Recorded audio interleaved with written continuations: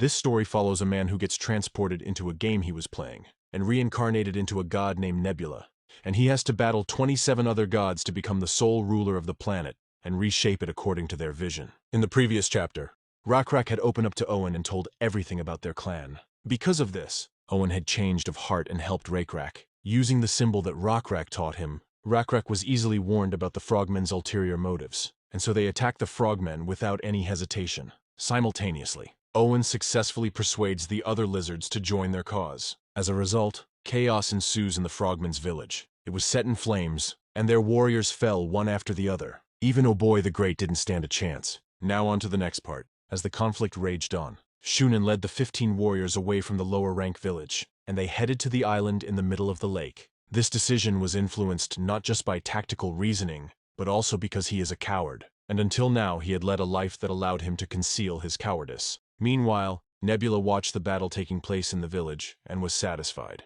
as he believes that there's no way his followers will lose. In reality, RECAPS' clan was strong enough to defeat the frogmen without much damage, even if they fought equally head-to-head, because on average, the warriors of RECAPS' clan were 2 levels higher than the frogmen, and there was also a big difference in their abilities and blessings. Thanks to the blessings, the poisonous arrows had no effect. Also, they have Manoon, and with Jaol and the errand girl riding on its back, Manoon completely eliminated Oh Boy and his warriors.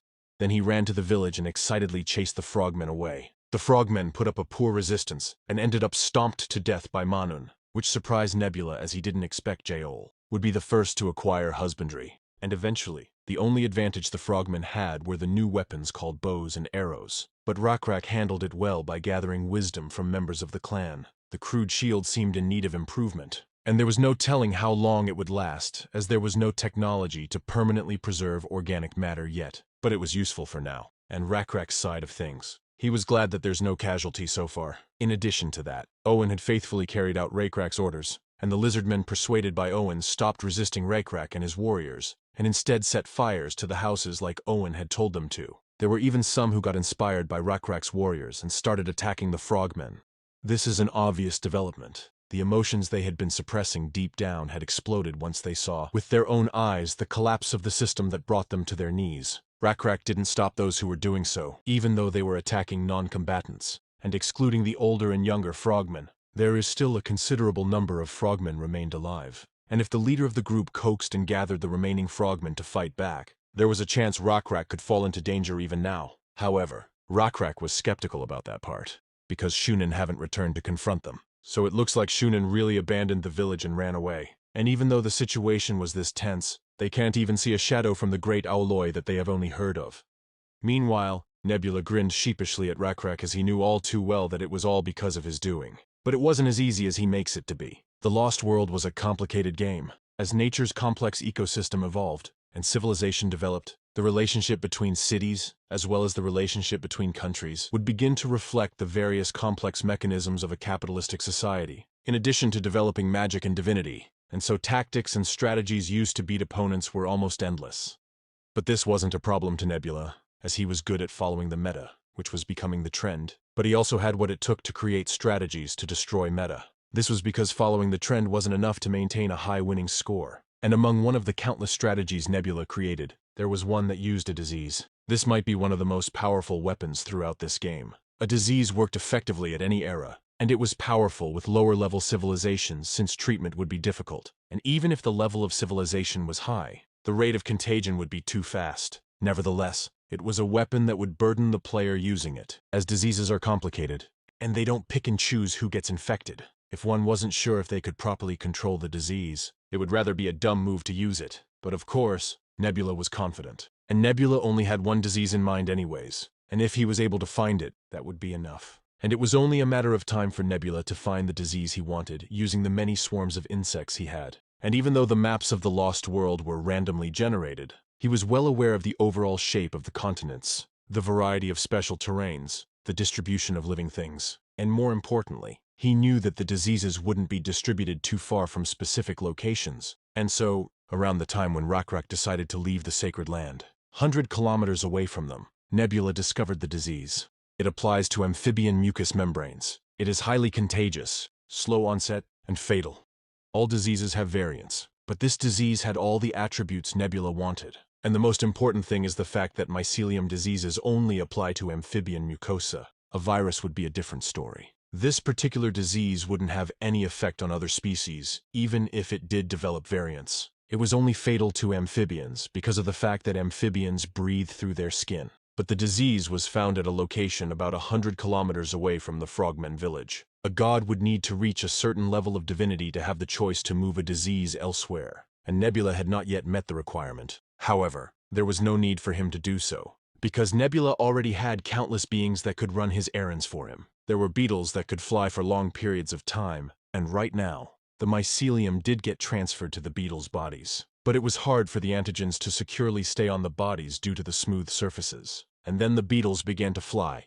As one of the beetles' life cycle came to an end and died, Nebula created a dragonfly which could fly longer. And this dragonfly bit the legs of the dead beetle with mycelium on it and flew with the other beetles. The number of beetles did decrease as some of them became exhausted. Some got eaten by birds, and some flew into trees. But a small number of mycelium hosts eventually made it to the frogman village, and Nebula infected Aloy first. This took place at about the time RECAPS discovered the orcs in a place not too far away. And with that explained, a few moments had passed. Shunin got to the island. He realized there were a few frogmen that got there before him, and at the center of it was his father. Old Aloy had a solid build, but his whole body was covered in a layer of white mucus, which painted a macabre scene. And he who couldn't breathe well was shaking.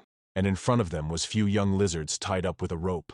And there was no doubt what Aloy's intentions were. And as the preparations were complete, Aloy called out to his god and offered the lizards to him, and prayed that he takes care of those lizards who are wreaking havoc in their village. And as they do this, a large shadow beneath the lake was now visible from afar. Meanwhile, on the lizardmen's side, the frogmen's lower-rank village was almost done with. No more frogmen challenged the lizardmen. The soil of the village had turned red from all the blood the frogmen shed, and RECAPS felt a sense of exultation at the smell of wood burning and the pools of blood. Suddenly, Owen came running to RECAPS in such a hurry as if he was being chased. He was even at a loss of breath because of how far he ran without stopping. But RECAPS doesn't have a single clue why he did that. Maybe he was just excited or something. So after he praised him for a job well done, he asked Owen what's the reason why he was running to him so urgently.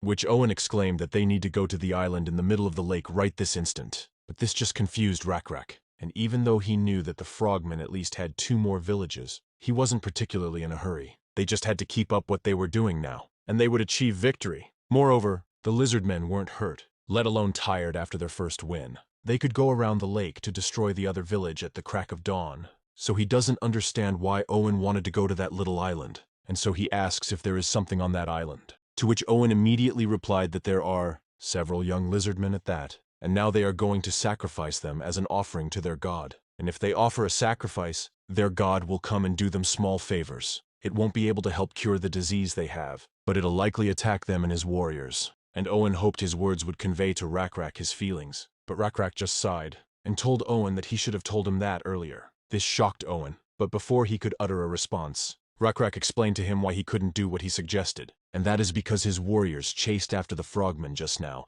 and were searching the shores. But most of the frogmen took boats or were too good at swimming, so they couldn't catch up and follow them, and he thought they would just go to the upper village, so he didn't order his warriors to secure any boats. And therefore, they can't go to the island. But because Owen was driven by desperation, he proposed that they should swim. But he was just met with the glaring eyes of RECAPS because of how utterly ridiculous his suggestion was, and seeing that Owen's judgment was clouded by panic, RECAPS explained to him bit by bit why it is dangerous to swim to the island, and that is because the enemy have arrows and bows, making them vulnerable targets the moment they headed towards the island. Additionally, their swimming skills were not as proficient as their adversaries, and their ability to breathe efficiently in water was limited. This combination of factors increased the risk of them being attacked and overwhelmed in the water before they could even reach the island. But even with this, Owen couldn't grasp the reality he was now in. He was in denial, because his son is one of those to be sacrificed. So in a state of desperation, he pleaded to RECAPS once more. However, Owen's plea only ignited RECAPS' anger, and in a moment of fury, RECAPS struck Owen in the jaw and shouted at Owen with rage, because he should have told it sooner. He should have trusted him sooner. He is confident that they can beat the god that these crude frogs believe in with their own strength. And if their god appears from the island and attacks them, he will show him that he and his warriors can destroy that thing they call God. RECAPS was angry, but RECAPS' emotions shifted to pity as he gazed down at Owen. Because if Owen have told him sooner, even just a little sooner, he could have saved his son. And Owen didn't think Rakrak had said anything wrong. He agrees with Rakrak. Everything would have changed. If only he knew of Shunin's intentions just a little sooner. If only he trusted Rakrak before the 5th, the 4th, the 3rd time they met. But perhaps everything could have been changed even before he met Rakrak. It's just that he acted too late. And as Owen was in the middle of a mental breakdown, Joel and the other warriors came at the sound of Rakrak shouting. And since Rakrak's shout was so loud they had an idea what was happening, so they looked over to the small island, anticipating the appearance of the creature. And just as they expected, something broke the surface of the water. It was the two-headed fiend, and this sight instantly filled the frogmen with joy. Auloi, with the last of his strength, fervently praised the deity for heeding their prayers. Elated by the presence of multiple offerings for sacrifice, Auloi's excitement was palpable. He implored their god to punish the lizardmen for intruding upon the sacred lake. And amidst this chaotic scene, Owen could only watch from a distance, helpless, just like before. While Rakrak, on the other hand, was considering that maybe it's worth a try to fight the two-headed fiend. But he knew this challenge would be tougher than their previous encounters, as they lacked any topographical advantage and couldn't rely on clever strategies. So he was still hesitant, as they may have to make some sacrifices in order to save those young'uns. But before he could make up his mind, a familiar bluish light suddenly appeared. And turning to its source, it was indeed the blue butterfly from their god. And so, Rakrak called for Owen's attention, and asks if he believes in miracle, which was an odd thing to ask, but as he looked up, he realized that it was indeed a miracle. A godlike creature, just like the two-headed fiend, just appeared before them. However, just moments before these events unfolded, once the two-headed fiend revealed itself, Nebula was delighted, as this was the type of fiend that he was familiar with. And according to the setting of the original game, fiends were one of the ancient evils. If the ancient Coleoptera was like a field raid boss, fiends were AI-controlled monsters that would appear every now and then to rule over tribes. And those tribes were considered more difficult enemies compared to tribes with no god. But its divinity level is lower than the ancient Coleoptera. And he thought there were no stronger fiends to balance out the strength of the larger tribes that come with them. But since this is the real world, there should be some kind of a reason. And fiends sometimes grew as well. And there were players who lost the game when the fiends grew quite a bit by mid-game. But in the end, the only issue to be considered when targeting fiends was how much resources one could take from them without suffering losses. And in that regard, Nebula was perfectly ready. And Nebula was in a good mood because Rakrak's clan had gained XP, technical skills, and other resources without much loss. The resources gained this time would be enough to create a gap between himself and the other players. And since he believes that Rakrak has done enough, it's his turn to take over. And there was enough divinity accumulated, and it was a chance to use the new skill, the Creature Maker. And so he started to create his own creature. Outside of a handful of exceptions, once a small area reached level 4, it was possible to create a creature that would follow the god's will. The creature's strength, intelligence, and skills were all influenced by many factors such as the nature of the small area, the amount of faith points invested, the player's divinity level, and the resources used. And the abilities of the creature would rise depending on the proportions of these factors. At this stage of creating a creature for the first time, Nebula currently had all the necessary resources to create a creature with the best abilities possible. And there probably aren't many players who've already created creatures before him. So Nebula was more excited than he should have, and Nebula actually preferred cuter-looking creatures. But he decided not to go with that this time, because even if it's a slight difference, he needs to bet everything on practicality this time. Because when seen in a statistical manner, Nebula knew which outer appearance had the strongest physical capabilities. He added appendages, elytra, and sturdy legs, which would get him some additional abilities, even though not much. For battle, the best form to have was to be standing rather than crawling. Then he added a mandible, sharp forelegs, which could be used as a weapon, antennas to prevent encountering sudden attacks, and big compound eyes which would allow it to see in all directions at once. And with that, he had finished making it, and it looks like a mantis. But it was a completely different organism. It wouldn't be able to fly due to its large size, but it had 2 more pairs of elytra that would allow it to glide in case of a sudden fall, and even more so for protection. Apart from the forelegs that could be used as weapons, it also had a pair of hand-like body parts that could grasp things when needed, or break its opponents. But Nebula was also a man of style, so before he could save its appearance, he decided to add few minor things to fit with his aesthetic, such as blue for its accent color, the same color he used when giving Rakrak hints until now, but with a little darker shade. Also to make it shine clear and bright under the moonlight. The last step was to name it, and so Nebula combined 2 names that came to mind when he thought of a mantis in the game. And just like that, Sratis was created from nothing. Now on to the present. Aloy was worshipping the two-headed fiend for its arrival, and this fiend was similar to a serpent, which made it a kind of water snake. Serpents were strong enough to be compared to a drake on the ground, and it was fair to call them the top predators underwater. In addition to that, as a fiend that was divine, it had good levels of intelligence and divinity. However, this fiend wasn't aware that it had the potential to grow, and instead just ate things weaker than itself to satisfy its hunger. Shunin watched as the two-headed fiend approached the sacrifices. Then it suddenly paused in hesitation. This was strange. The two-headed fiend always coveted the sacrifices as if it had been starving for days. But that didn't happen this time, and so Shunin looked at the fiend to know what the problem was. To his surprise, both its heads were now looking over his shoulders. This made him curious, so he went against the submissiveness toward the fiend that had been ingrained in him and turned around.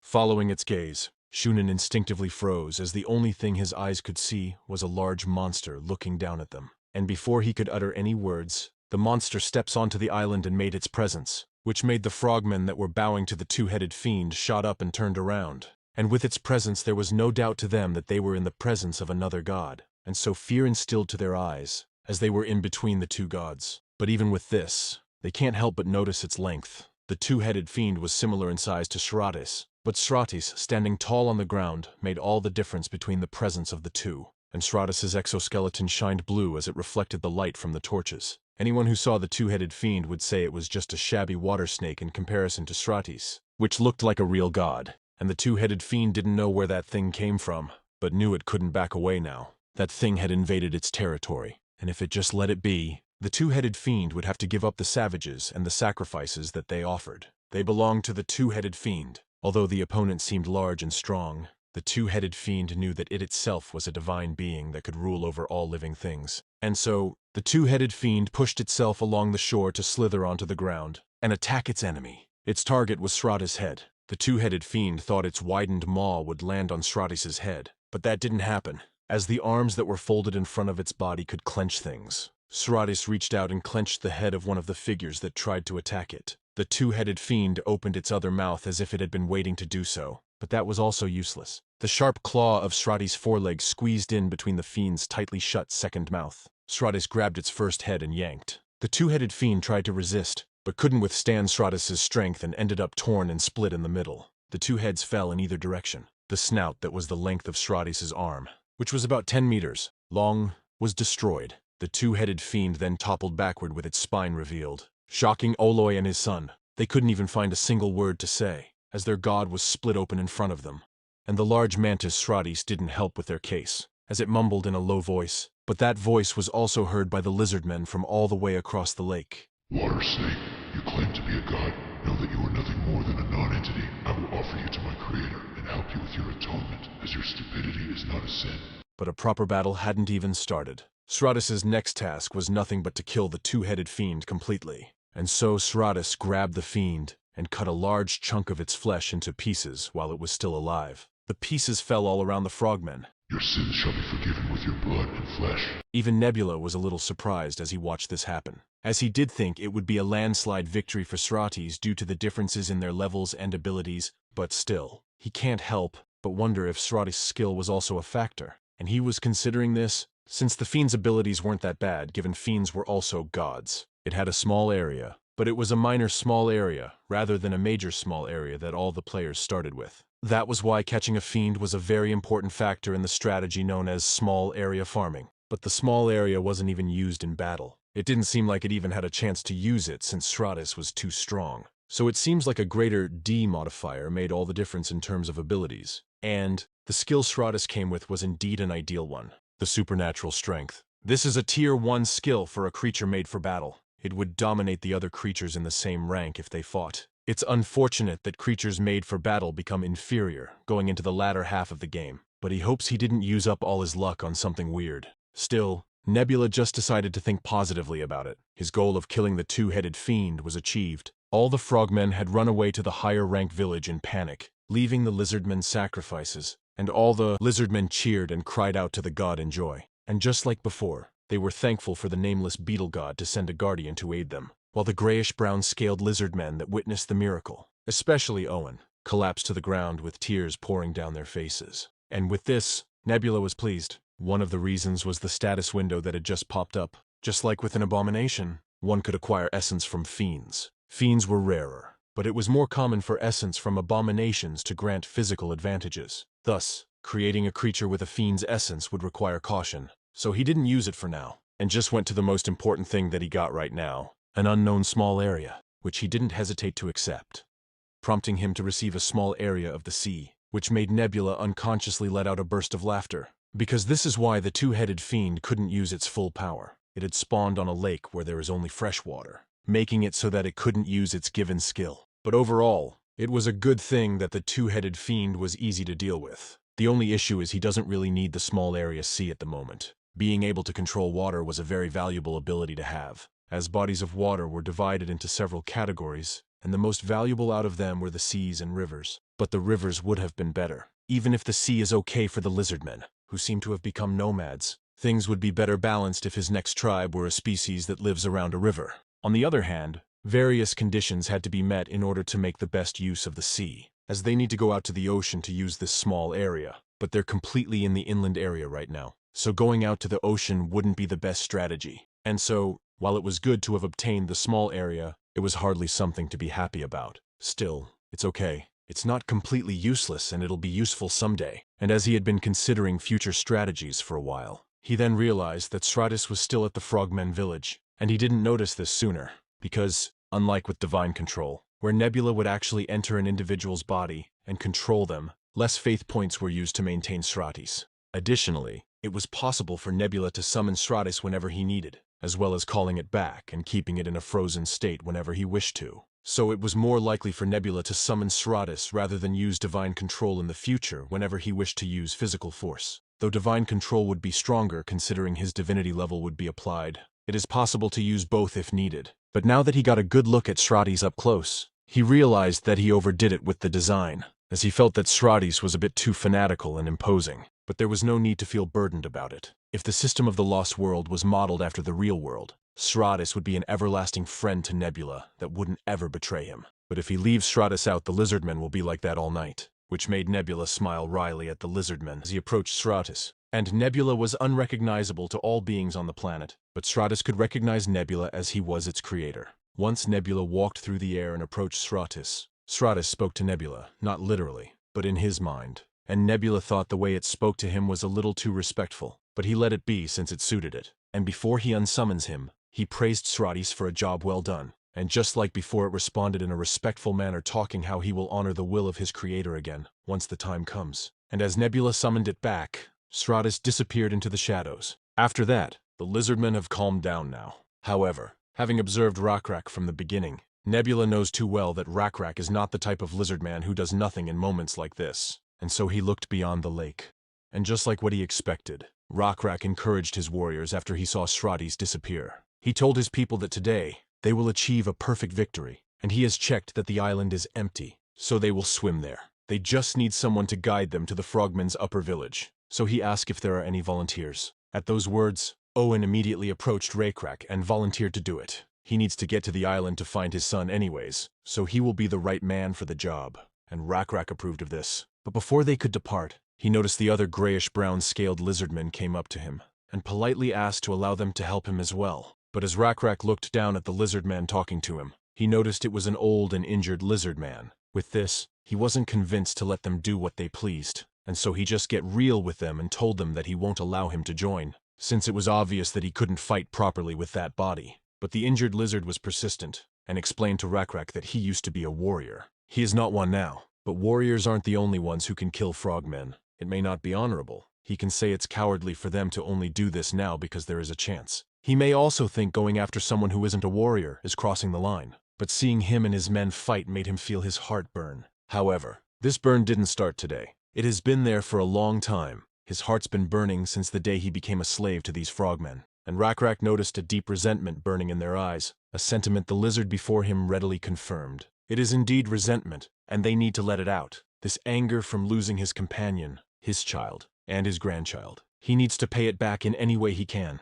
And then Rakrak looked around at the other grayish-brown lizardmen. In his perspective, there weren't many who were holding a proper weapon, and they were all unhealthy, not to mention hurt, and they were all scrawny because they hadn't been allowed to eat properly. and they were covered in many wounds from getting beaten that hadn't healed. It'll be hard for them to fight properly. The frogmen still have troops, and they also have bows and arrows. He doesn't wish for these hurt and exhausted lizard men to keep getting hurt, or even die. If they fight, at least one of them will definitely meet such fate. It might even be a safer battle for him if only him and his warriors pursue the frogmen. But who is he to stop them? He knew that he has no authority to take away their rights. The right to be angry, and the right to take revenge. And so Rakrak then shouted to all the grayish-brown lizardmen who wanted to take revenge to follow him, as they should never give up on their right. And at Rakrak's words, they all raised their weapons and cheered.